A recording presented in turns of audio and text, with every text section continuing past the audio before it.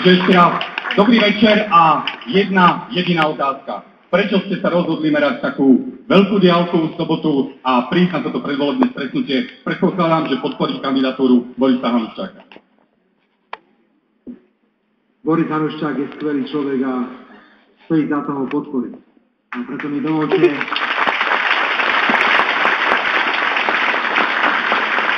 aby som sa k vám prihovoril, ale súčasne využil aj túto príležitosť na poďakovanie. Všetkým, ako ste tu, vám želám príjemný večer a rád by som vám poďakoval, vážené dámy a páni, milí priatelia tu v Bardejove, za obrovskú podporu, ktorú strana Smer sociálna demokracia získala v posledných parlamentných voľbách. Áno, utrpeli sme víťazstvo, nie sme súčasťou vládnej koalície, ale môžem zagarantovať, že 62 poslancov v Národnej rade bude robiť všetko preto, aby sme štandardy, ktoré sme nastavili v rokoch 2006 až 2010, udržali. Chcem vám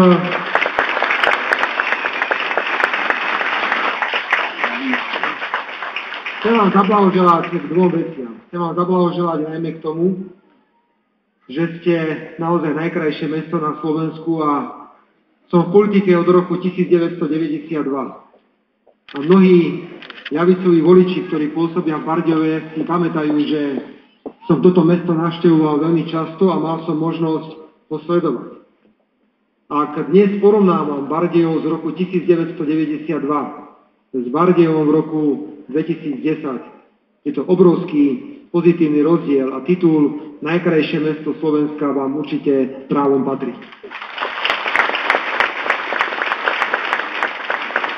Rád by som vám zablahoželal aj k tomu, že máte dobrý výber, pokiaľ ide o kandidátov na primátorov a poslancov. Koalícia, ktorá dnes bola predstavená, a tá sila 25 poslancov z viacerých politických strán naznačuje, že Bardejov je mesto, ktoré chce kontinuitu. Ale predovšetkým chce kontinuitu na pozícii primátora. Prosím vás, 27. novembra neignorujte komunálne voľby. Mestá a obce sú veľmi dôležité. Disponujú významnými právomocami a významnými rozpočtami a môžu efektívnejšie ako štát, ale aj rýchlejšie meniť životné podmienky pre ľudí.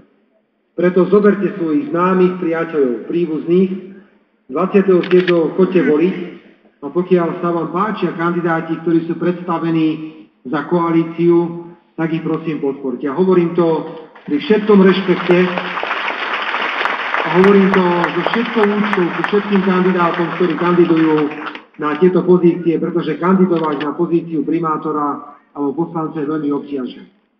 Stojím tu však pred vami ako predseda strany Smer sociálna demokracia a mojou hlavnou úlohou, ale najmä potešením a cťou je vás poprosiť o podporu pána primátora Borisa Hanuščáka, ktorého všetci dobre poznáte a ktorého netreba nejako špeciálne predstavovať. Napriek tomu ja často zistujem na Slovensku, že ľudia o svojich primátoroch vedia málo, pokiaľ ide o ich život a o ich prácu. Pravdepodobne viete, že Boris, váš pán primátor, je rodený Bardejovčan, narodil sa tu. Potom ale s rodičmi odišiel do nedalekej obce Gerlach. Avšak strednú školu už vyštudoval tu v Bardejove, potom odišiel do Košíc študovať lekársku fakultu. Predtým, ako sa pred 3 volebnými obdobiami rozhodol prvýkrát kandidovať na post primátora, pôsobil ako veľmi úspešný riaditeľ vašej nemocnice a je s tým napríklad spojené predovšetkým zavedenie moderného AR.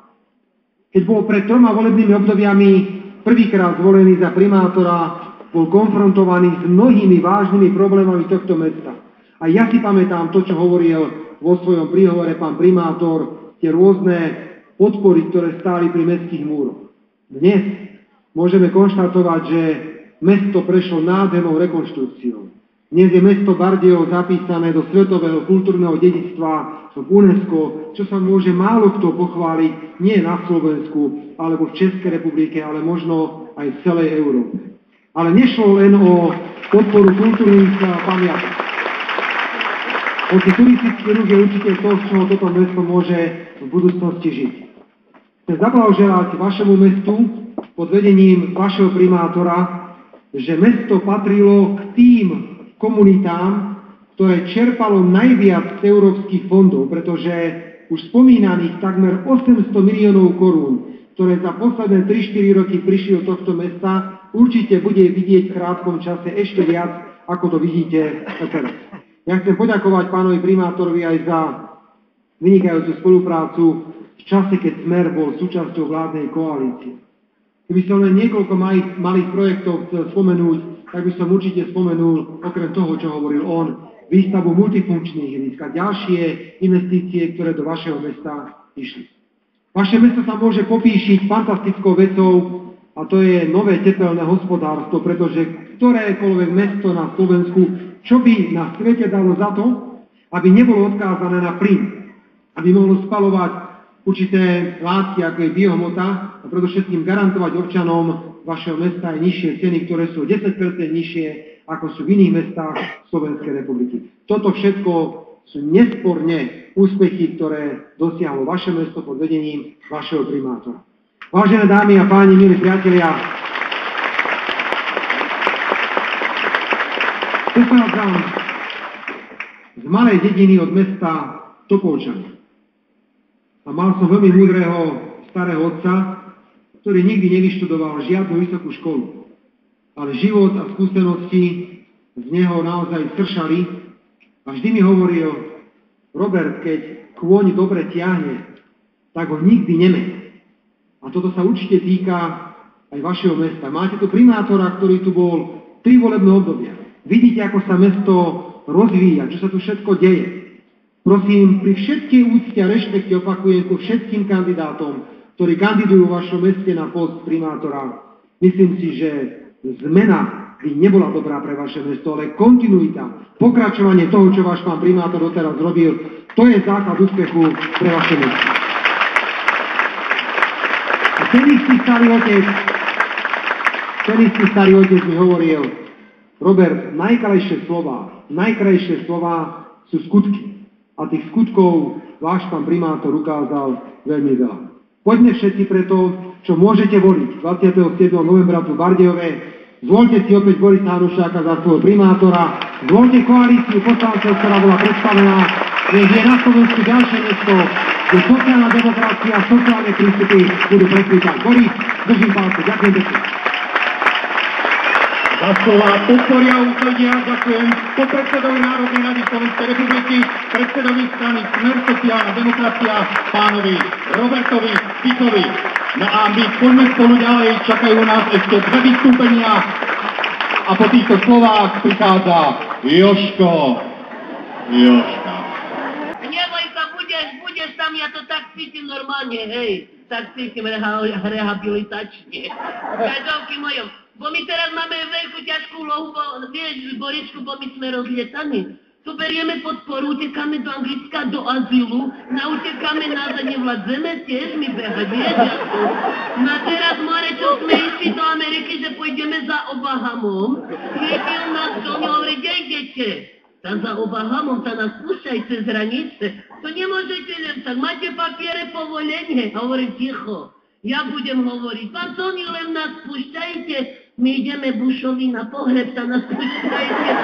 A Toni hovorí, neoklamete me. Však už nezomrel, my toľko počkáme, len nás púšťajte. Pane mojo. Tak som utekala, čo mi normálne pánkrát na serváco vybehol. To som sa ani na cestu nemohla, koniec života bolo do mňa normálne. Som sa zvesňovať musela, táto tam máte gaďovia mojo. A ja som povedala, bo on hovorí, že sa opravujú domy do chodci. A ešte je taká rezerva, teraz sa živu. Neboj sa, nebo teraz sa zimu nemáme, bo nám vzala voda chatrču. A tam sme mali satelit, pračku, mikrovlnku, počítač, DVDčko. A ešte more, keď si idel to tú plazmu, tak by si bol do šoku, bo ja teraz kazala tej pani zo sociálky. Dobre, že si sa zobudila na úrade, prajem ti puke kelevian, hoze tá pišta mi voda vžala. Ty hľadničku, mikrovlnku, počítač, DVDčko, ty si vieš, že vysavač. Ktorý počkaj, Jaranko. Všetko mi diktuješ, ale si nemala k tomu elektriku. Napíšte elektriku, voda spala.